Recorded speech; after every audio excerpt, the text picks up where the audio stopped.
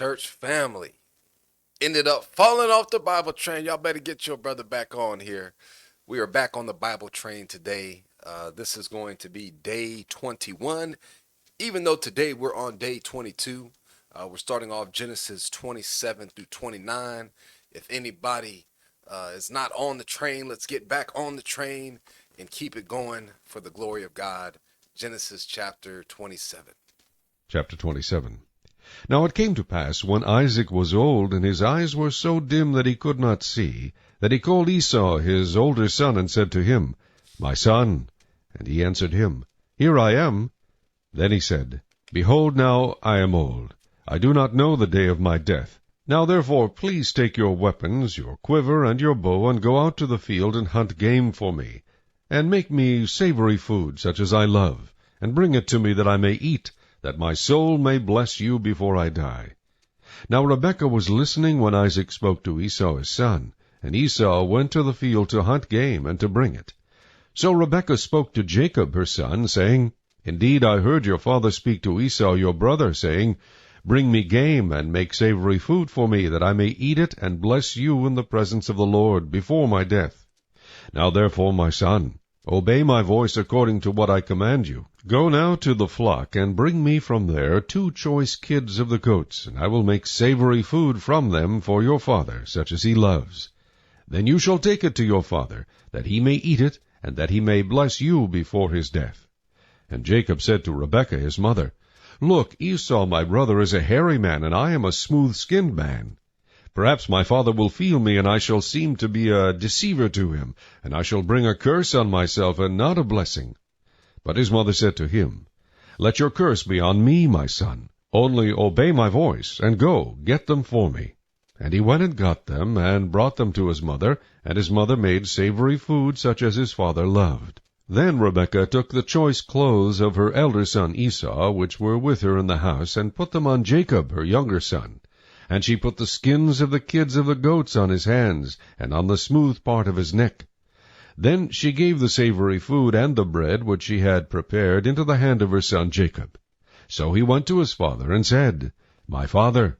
And he said, Here I am. Who are you, my son? Jacob said to his father, I am Esau, your firstborn. I have done just as you told me. Please arise, sit and eat of my game, that your soul may bless me. But Isaac said to his son, How is it that you have found it so quickly, my son? And he said, Because the Lord your God brought it to me. Then Isaac said to Jacob, Please come near, that I may feel you, my son, whether you are really my son Esau or not. So Jacob went near to Isaac his father, and he felt him, and said, The voice is Jacob's voice, but the hands are the hands of Esau. And he did not recognize him, because his hands were hairy, like his brother Esau's hands. So he blessed him. Then he said, Are you really my son Esau? He said, I am. He said, Bring it near to me, and I will eat of my son's game, so that my soul may bless you. So he brought it near to him, and he ate. And he brought him wine, and he drank. Then his father Isaac said to him, Come near now, and kiss me, my son. And he came near and kissed him. And he smelled the smell of his clothing, and blessed him, and said, Surely the smell of my son is like the smell of a field which the Lord has blessed. Therefore may God give you of the dew of heaven, of the fatness of the earth, and plenty of grain and wine. Let people serve you, and nations bow down to you.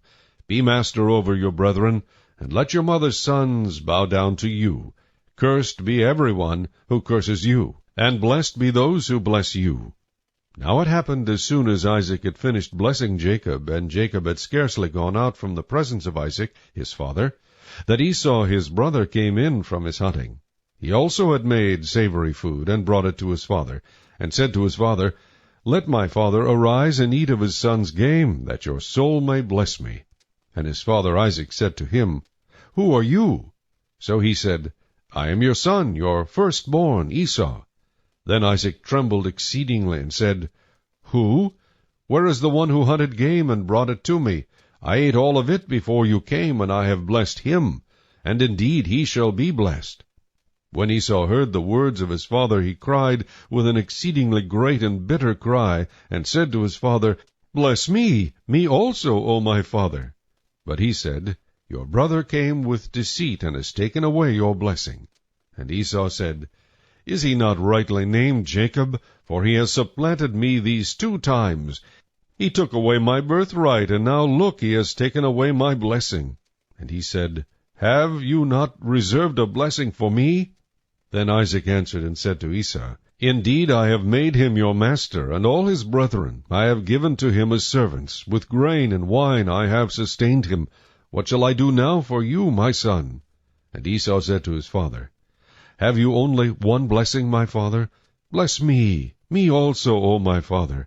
And Esau lifted up his voice and wept. Then Isaac his father answered and said to him, Behold, your dwelling shall be of the fatness of the earth, and of the dew of heaven from above. By your sword you shall live, and you shall serve your brother. And it shall come to pass, when you become restless, that you shall break his yoke from your neck. So Esau hated Jacob because of the blessing with which his father blessed him. And Esau said in his heart, The days of mourning for my father are at hand. Then I will kill my brother Jacob. And the words of Esau her older son were told to Rebekah. So she sent and called Jacob her younger son, and said to him, Surely your brother Esau comforts himself concerning you by intending to kill you. Now therefore, my son, obey my voice. Arise, flee to my brother Laban in Haran, and stay with him a few days until your brother's fury turns away, until your brother's anger turns away from you, and he forgets what you have done to him. Then I will send and bring you from there. Why should I be bereaved also of you both in one day? And Rebekah said to Isaac, I am weary of my life because of the daughters of Heth. If Jacob takes a wife of the daughters of Heth, like these who are the daughters of the land, what good will my life be to me? Chapter 28.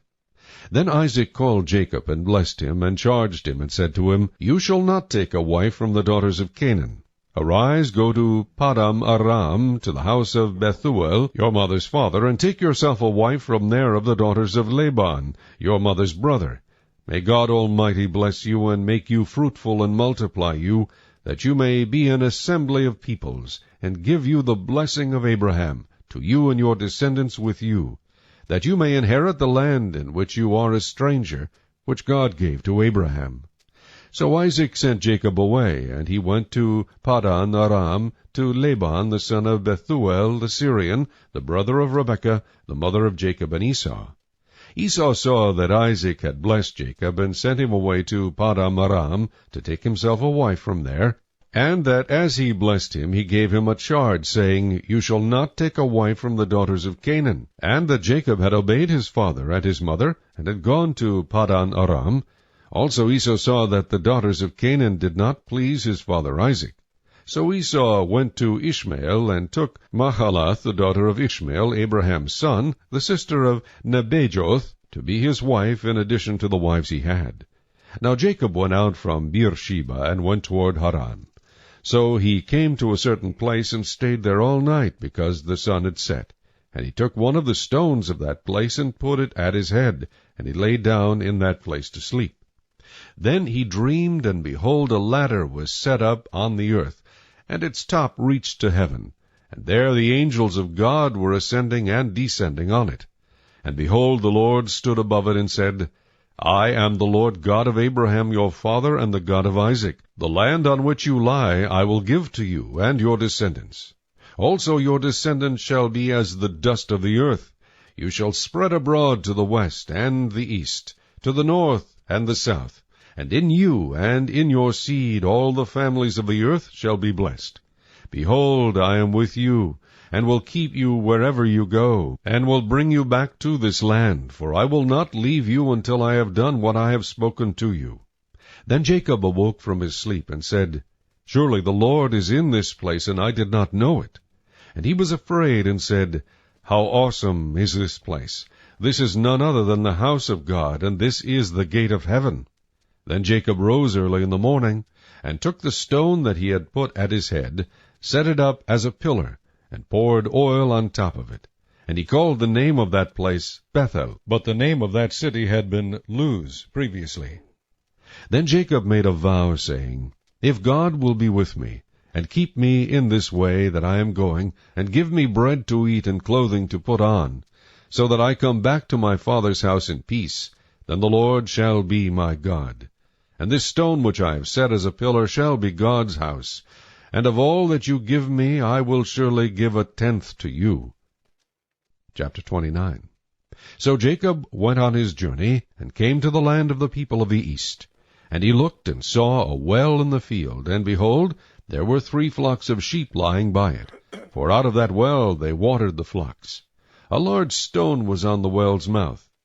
Now all the flocks would be gathered there, and they would roll the stone from the well's mouth, water the sheep, and put the stone back in its place on the well's mouth. And Jacob said to them, My brethren, where are you from? And they said, We are from Haran. Then he said to them, Do you know Laban the son of Nahor? And they said, We know him. So he said to them, Is he well? And they said, He is well. And look, his daughter Rachel is coming with the sheep. Then he said, Look, it is still high day, it is not time for the cattle to be gathered together. Water the sheep, and go and feed them. But they said, We cannot until all the flocks are gathered together, and they have rolled the stone from the well's mouth. Then we water the sheep. Now while he was still speaking with them, Rachel came with her father's sheep, for she was a shepherdess. And it came to pass, when Jacob saw Rachel, the daughter of Laban his mother's brother, and the sheep of Laban his mother's brother, that Jacob went near and rolled the stone from the well's mouth, and watered the flock of Laban his mother's brother. Then Jacob kissed Rachel, and lifted up his voice and wept. And Jacob told Rachel that he was her father's relative, and that he was Rebekah's son. So she ran and told her father. Then it came to pass, when Laban heard the report about Jacob his sister's son, that he ran to meet him, and embraced him, and kissed him, and brought him to his house. So he told Laban all these things. And Laban said to him, Surely you are my bone and my flesh. And he stayed with him for a month. Then Laban said to Jacob, Because you are my relative, should you therefore serve me for nothing? Tell me, what should your wages be? Now Laban had 2 daughters. The name of the elder was Leah, and the name of the younger was Rachel. Leah's eyes were delicate, but Rachel was beautiful of form and appearance. Now Jacob loved Rachel, so he said, I will serve you 7 years for Rachel your younger daughter. And Laban said, It is better that I give her to you than that I should give her to another man. Stay with me. So Jacob served 7 years for Rachel, and they seemed only a few days to him because of the love he had for her. Then Jacob said to Laban, Give me my wife, for my days are fulfilled, that I may go into her. And Laban gathered together all the men of the place, and made a feast. Now it came to pass in the evening that he took Leah his daughter, and brought her to Jacob, and he went in to her. And Laban gave his maid Zilpah to his daughter Leah as a maid. So it came to pass in the morning that, behold, it was Leah. And he said to Laban, What is this you have done to me? Was it not for Rachel that I served you? Why then have you deceived me? And Laban said, It must not be done so in our country, to give the younger before the firstborn. Fulfill her week, and we will give you this one also, for the service which you will serve with me still another 7 years. Then Jacob did so, and fulfilled her week. So he gave him his daughter Rachel as wife also. And Laban gave his maid Bilhah to his daughter Rachel as a maid. Then Jacob also went in to Rachel, and he also loved Rachel more than Leah.